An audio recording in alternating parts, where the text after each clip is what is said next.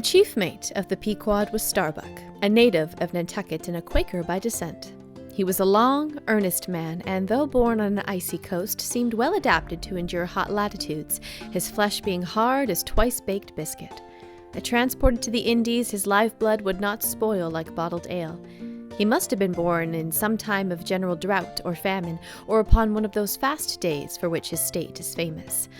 Only some 30 arid summers had he seen. Those summers had dried up all his physical superfluousness. But this, his thinness, so to speak, seemed no more the token of wasting anxieties and cares than it seemed the indication of any bodily blight.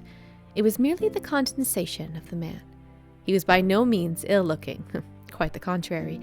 His pure, tight skin was an excellent fit, and closely wrapped up in it and embalmed with inner health and strength, like a revivified Egyptian, this Starbuck seemed prepared to endure for long ages to come, and to endure always, as now. For be it polar snow or torrid sun, like a patent chronometer, his interior vitality was warranted to do well in all climates. Looking into his eyes, you seemed to see there the yet lingering images of those thousandfold perils he had calmly confronted through life. A staid, steadfast man whose life, for the most part, was a telling pantomime of action and not a tame chapter of sounds. Yet, for all his hardy sobriety and fortitude, there was certain qualities in him which were at times affected, and in some cases seemed well nigh to overbalance all the rest. Anxious for a seaman, and endued with a deep natural reverence, the wild, watery loneliness of his life did therefore strongly incline him to superstition, but to that sort of superstition which in some organizations seems rather to spring somehow from intelligence than from ignorance. Outward portents and inward presentiments were his. And if at times these things bent the wielded iron of his soul, much more did his far-away domestic memories of his young Cape wife and child tend to bend him still more from the original ruggedness of his nature, and open him still further to those latent influences which, in some honest-hearted men, retain the gush of daredevil daring so often evinced by others in the more perilous vicissitudes of the fishery. "I will have no man in my boat," said Starbuck, "who is not afraid of a whale." By this he seemed to mean not only that the most reliable and useful courage was that which arises from the fair estimation of the encountered peril, but that an utterly fearless man is a far more dangerous comrade than a coward. "Aye, aye," said Stubb, the second mate. "Starbuck here is a careful a man you find anywhere in the fishery." But we shall ere long see what that word careful precisely means when used by a man like Stubb, or almost any other whale hunter. Starbuck was no crusader after perils. In him, courage was not a sentiment, but a thing simply useful to him, and always at hand upon all mortally practical occasions. Besides, he thought, perhaps, that in this business of whaling, courage was one of the great staple outfits of the ship, like her beef and her bread, and not to be foolishly wasted. Wherefore he had no fancy for luring for whales after sundown, nor for persisting in fighting a fish that too much persisted in fighting him. For, thought Starbuck, I am here in this critical ocean to kill whales for my living, and not to be killed by them for theirs, and that hundreds of men had been so killed, Starbuck well knew. What doom was his own father's? Where in the bottomless deeps could he find the torn limbs of his brother? With memories like these, and moreover given to a certain superstitiousness, as has been said, the courage of this Starbuck, which could nevertheless still flourish, must indeed have been extreme. But it was not in reasonable nature that a man so organized and with such terrible experiences and remembrance as he had, it was not in nature that these things should fail in latently engendering an element in him which, under suitable circumstances, would break out from its confinement and burn all his courage up. And brave as he might be, it was that sort of bravery chiefly visible in some intrepid men which, while generally abiding firm in the conflict with seas or winds or whales or any of the ordinary irrational horrors of the world, yet cannot withstand these more terrific, because more spiritual, terrors which sometimes menace you from the concertating brow of an enraged and mighty man.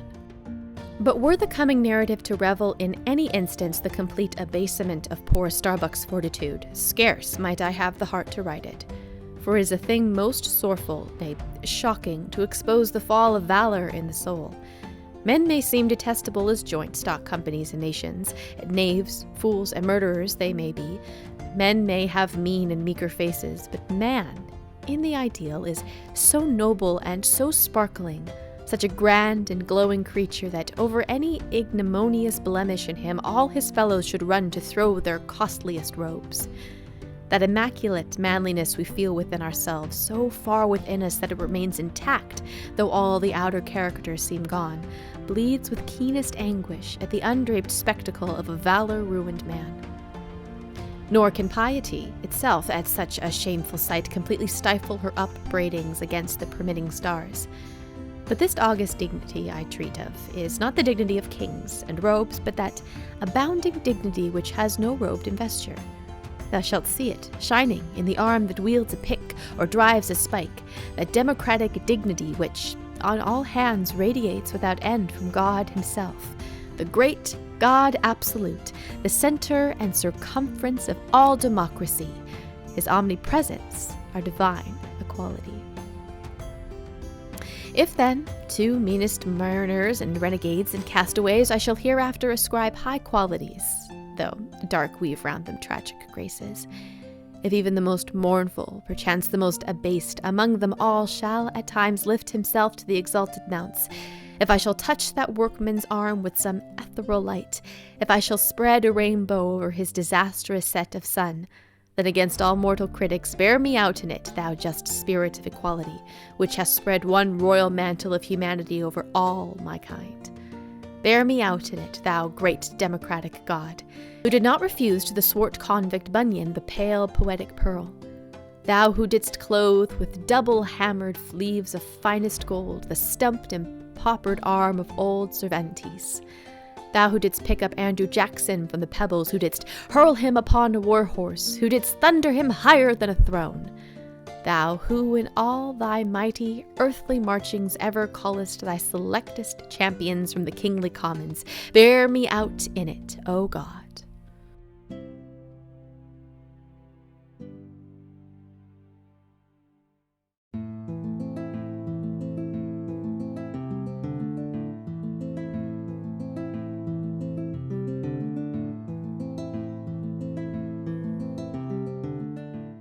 Stubb was the second mate. He was a native of Cape Cod and hence, according to local usage, was called a Cape Cod man, a happy-go-lucky, neither craven nor valiant, taking perils as they came with an indifferent air, and while engaged in the most imminent crisis of the chase, toiling away calm and collected as a journeyman joiner engaged for the year. Good-humored, easy, and careless, he presided over his whaleboat as if the most deadly encounter were but to dinner and his crew all invited guests. He was as particular about the comfortable arrangement of his part of the boat as an old stage driver is about the snugness of his box. When close to the whale in the very deathlock of the fight, he handled his unpitying lance coolly and offhandly, as a whistling tinker his hammer. He would hum over his old rig-a-dig tunes while flank and flank with the most exasperated monster. Long usage had, for this Stubb converted the jaws of death into an easy chair.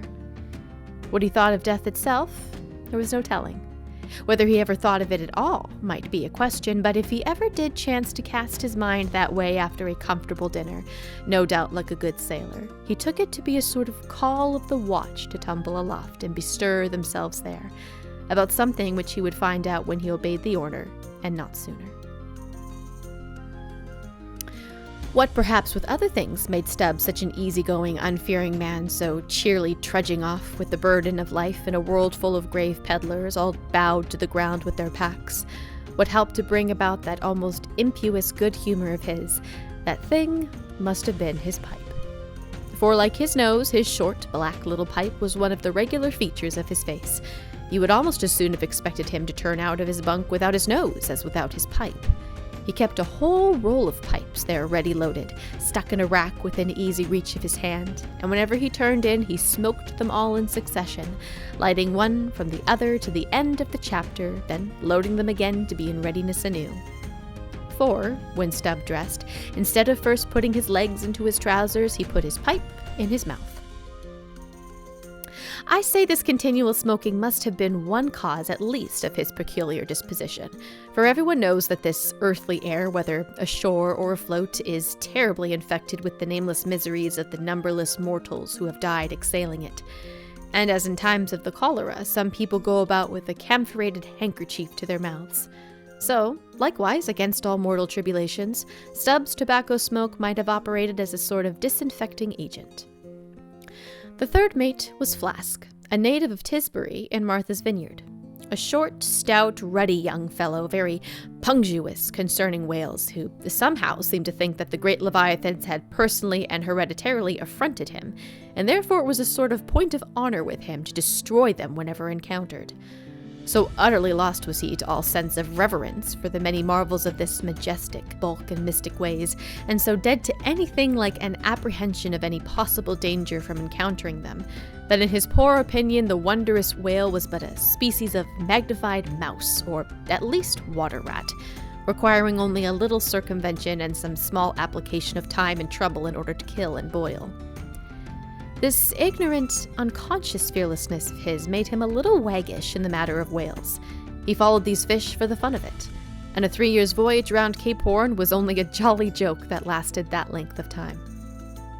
As carpenter nails are divided into wrought nails and cut nails, so mankind may be similarly divided.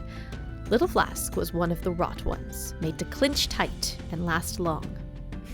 They called him King Post on board of the Pequod because, in form, he could be well likened to the short square timber known by that name in Arctic whalers, and which by the means of many radiating side timbers inserted into it serves to brace the ship against the icy concussions of those battering seas.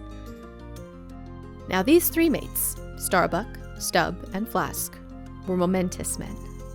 They it was who by universal prescription commanded 3 of the Pequod's boats as headsmen, in that grand order of battle in which Captain Ahab would probably marshal his forces to descend on the whales. These 3 headsmen were as captains of companies. Or, being armed with their long, keen whaling spears, they were as a picked trio of lancers, even as the harpooners were flingers of javelins. And since in this famous fishery each mate or headsman, like a Gothic knight of old, is always accompanied by his boat steerer or harpooner, who in certain conjunctures provides him with a fresh lance when the former one has been badly twisted or elbowed in the assault, and moreover, as there generally subsists between the two a close intimacy and friendliness, it is therefore but met that in this place we set down who the Pequod's harpooners were, and to what headsman each of them belonged.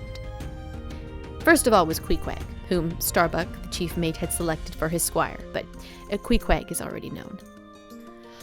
Next was Testigo, an unmixed Indian from Gayhead, the most westerly promenade of Martha's Vineyard, where there still exists the last remnant of a village of red men, which has long supplied the neighboring island of Nantucket with many of her most daring harpooners.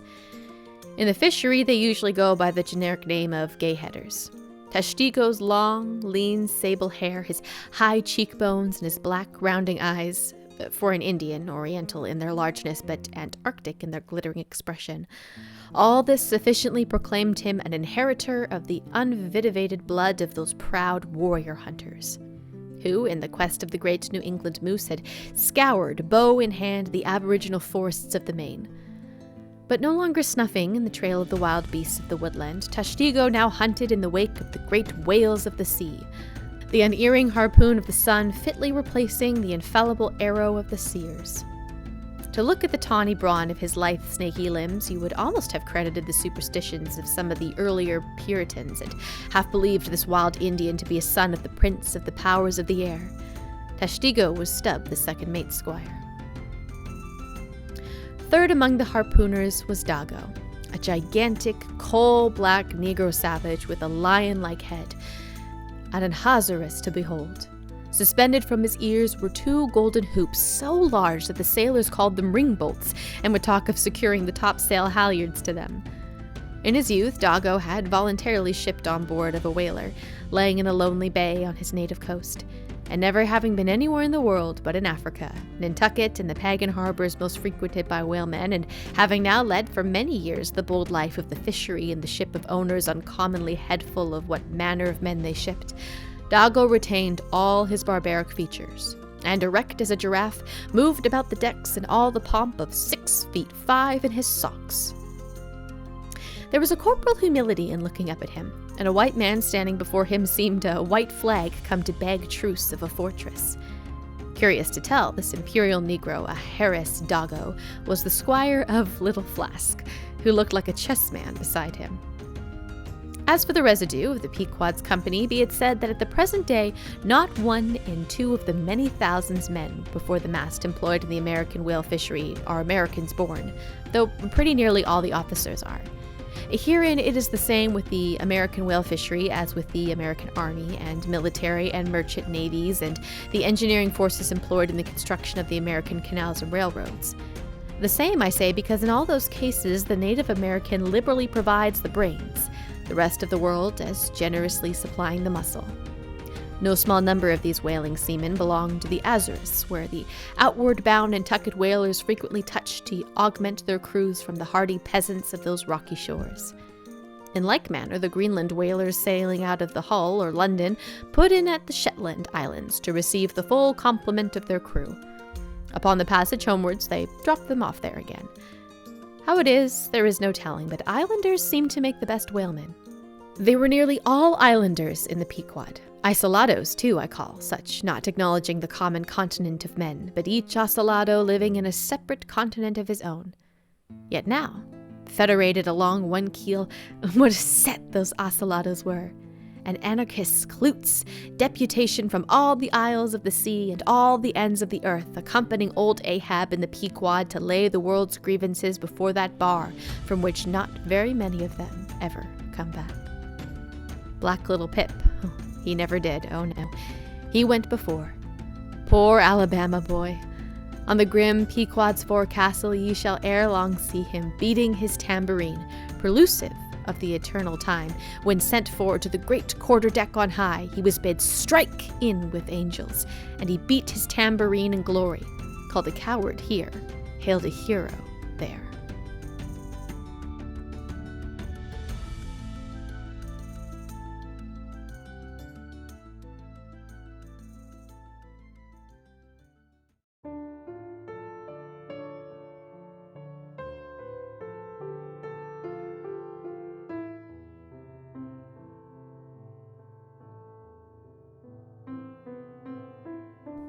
For several days after leaving Nantucket, nothing above hatches was seen of Captain Ahab. The mates regularly relieved each other at the watches, and for aught that could be seen to the contrary, they seemed to be the only commanders of the ship. Only they sometimes issued from the cabin with orders so sudden and peremptory that, after all, it was plain they but commanded vicariously. Yes, their supreme lord and dictator was there, though hitherto unseen by any eye not permitted to penetrate into the now sacred retreat of the cabin. Every time I ascended to the deck from my watches below, I instantly gazed aft to mark if any strange face were visible. For my first vague disquietude touching the unknown captain, now in the seclusion of the sea, became almost a perturbation. This was strangely heightened at times by the ragged Elijah's diabolical incoherences, uninvitedly reoccurring to me with a subtle energy I could not have been convinced of. But poorly could I withstand them. Much as in other moods, I was almost ready to smile at the solemn whimsicalities of that outlandish prophet of the wharves. But at whatever it was of apprehensiveness or uneasiness, to call it so, which I felt, yet whenever I came to look about me in the ship, it seemed against all warranty to cherish such emotions.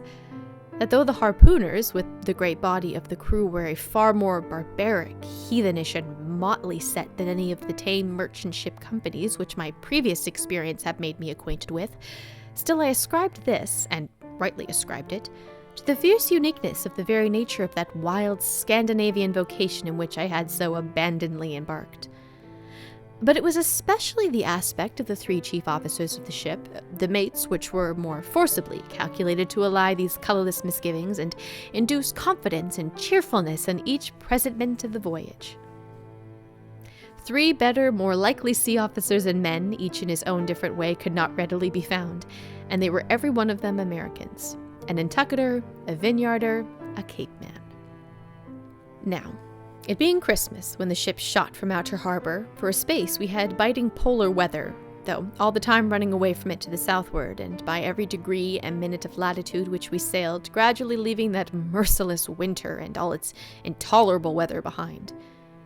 It was one of these less lowering, but still gray and gloomy enough mornings of the transition, when with a fair wind the ship was rushing through the water with a vindictive sort of leaping and melancholy rapidity, that as I mounted to the deck at the call of the forenoon watch, as soon as I leveled my glance towards the taffrail, foreboding shivers ran over me. Reality outran apprehension. Captain Ahab stood upon his quarter-deck. There seemed no sign of common bodily illness about him, nor of the recovery from any. He looked like a man, cut away from the stake when the fire had overrunningly wasted all the limbs without consuming them, or taking away one particular from their compacted, aged robustness. His whole high, broad form seemed made of solid bronze, and shaped in an unalterable mold like a Silenon's cast Perseus. Threading its way out from among his gray hairs and continuing down one side of his tawny scorched face and neck till it disappeared in his clothing, you saw a slender, rod-like mark, lividly whitish. It resembled that perpendicular seam sometimes made in the straight, lofty trunks of a giant tree when the upper lightning tearingly darts down it, and without wrenching a single twig, peels and grooves out the bark from top to bottom ere running off into the soil, leaving the tree still greenly alive, but branded. Whether that mark was born with him, or whether it was the scar left by some desperate wound, no one could certainly say. By some tacit consent, throughout the voyage little or no allusion was made to it, especially by the mates.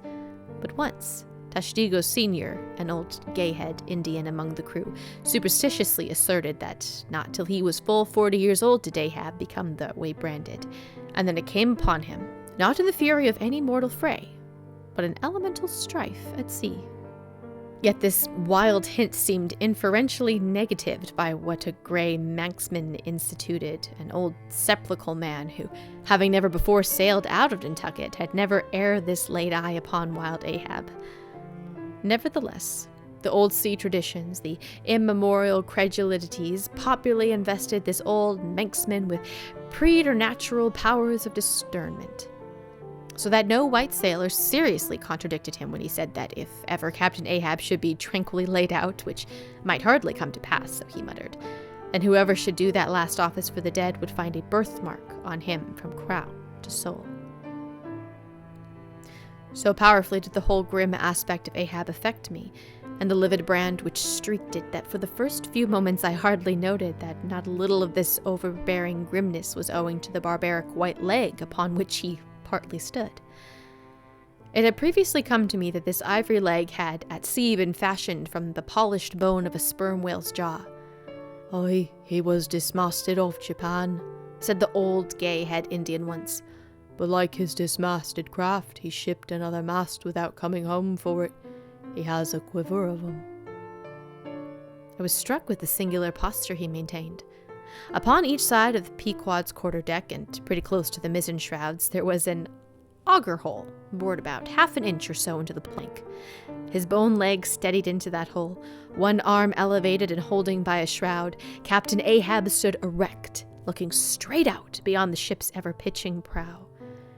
There was an infinity of firmest fortitude, a determinate, unsurrenderable willfulness in the fixed and fearless forward dedication of that glance.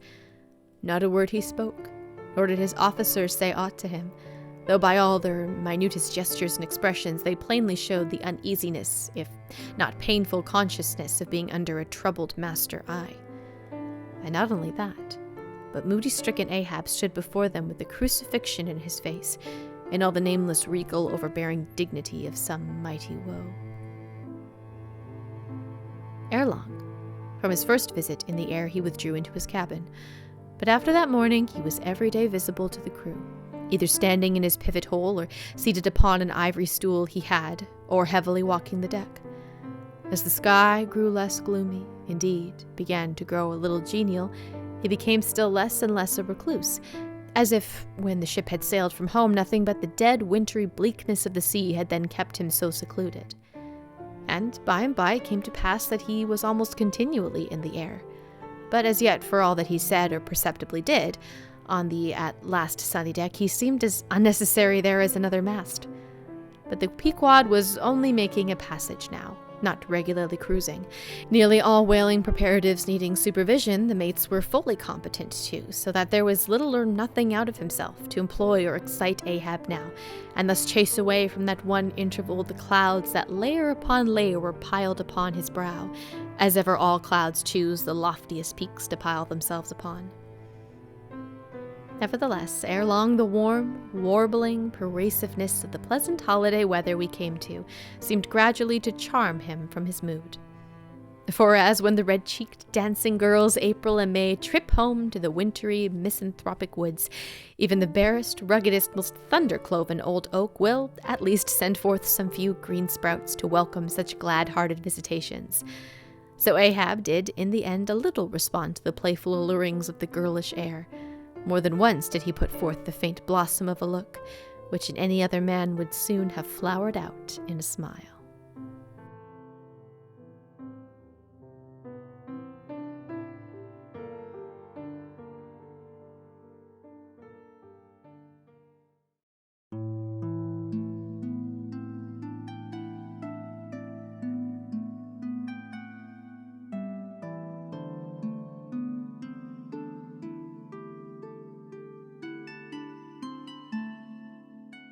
Some days elapsed, and ice and icebergs all astern, the Pequod now went rolling through the bright Quito spring, which at sea almost perpetually reigns on the threshold of the eternal August of the tropic.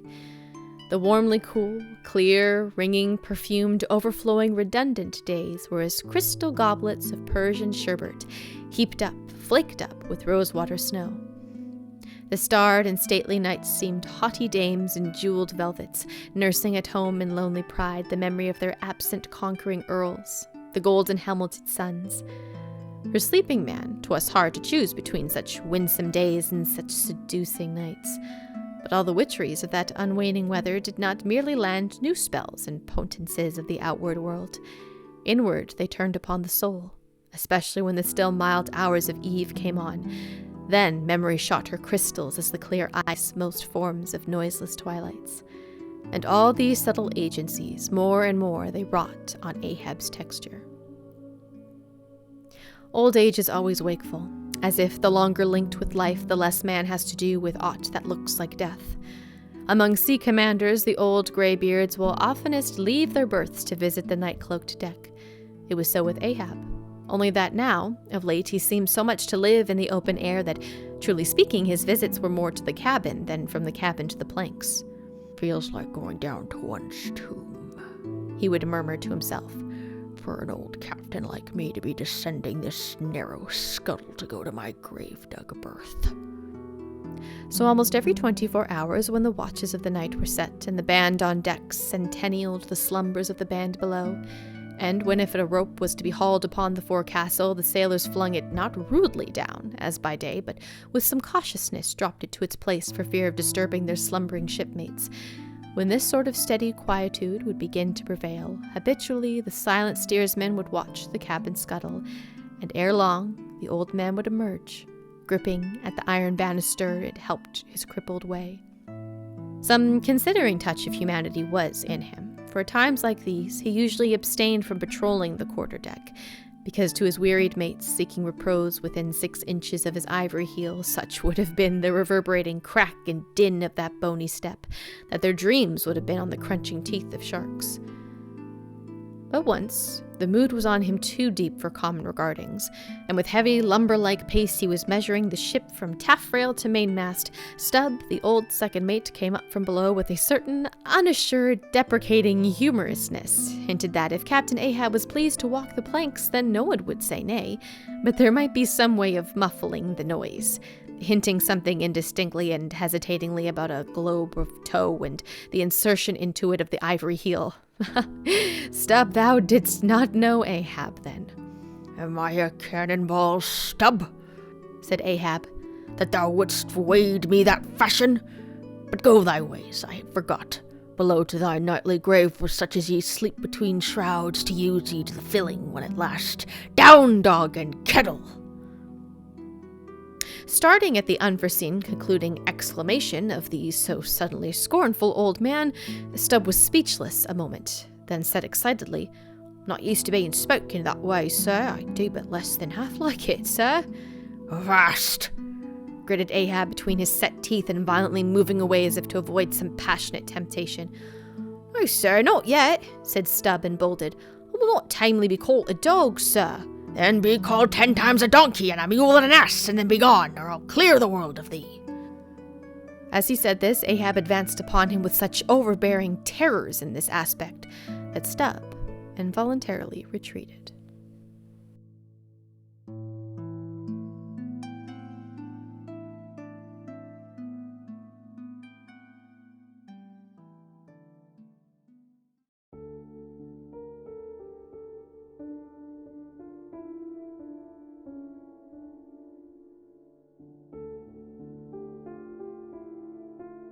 When Stubb had departed, Ahab stood for a while leaning over the bulwarks, and then, as had been usual with him of late, calling a sailor of the watch, he sent him below for his ivory stool and also his pipe. Lighting the pipe at the binnacle lamp and planting the stool on the weather side of the deck, he sat and smoked. In Old Norse times, the thrones of the sea-loving Danish kings were fabricated, saith tradition, of the tusks of the narwhals. How could one look at Ahab then, seated on that tripod of bones, without bethinking him of the royalty it symbolized? For a Khan of the plank and a king of the sea and a great lord of leviathans was Ahab. Some moments passed, during which the thick vapor came from his mouth in quick and constant puffs, which blew back again in his face. "How now?" he soliloquized at last, withdrawing the tube. "This smoking no longer soothes. Oh, my pipe! Hard must it go with me if thy charm be gone.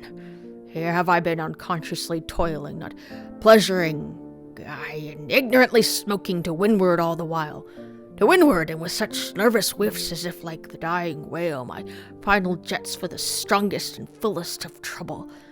What business have I with this pipe, this thing that is meant for seriousness, to send up mild white vapors among mild white hairs, not among the torn iron-grey locks like mine? No. Smoke no more." He tossed the still-lighted pipe into the sea. The fire hissed in the waves. The same instant the ship shot by the bubble the sinking pipe made. With slouched hat, Ahab lurchingly paced the planks.